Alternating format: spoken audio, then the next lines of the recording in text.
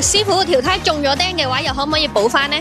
其實咧，按照呢條胎嚟正常嚟講咧，呢個胎面呢度咧中呢口釘咧係可以正常補翻，可以繼續使用嘅。如果咧係產到呢個胎壁咧，呢條胎壁冇鋼線嘅情況下咧，就建議係換咗佢嘅，因為呢條胎壁咧佢係得子午線嘅，冇鋼線嘅，咁佢有安全嘅隱患嘅。等我講多少少啦，胎面本身有鋼絲層，而且更加厚，主要左右同垂直嘅變形比較少，所以不論係內部嘅蘑菇釘，還是係牛筋，都可以提供到足夠嘅氣密性能。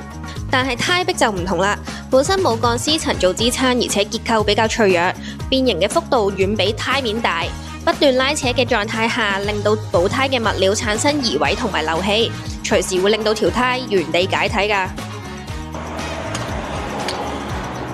唔知你條胎咩情況，要補定要換 ？WhatsApp send 啲相嚟俾我哋睇睇啦，我哋有超過2000款新胎任你揀，一個價錢明碼實價包埋燉胎。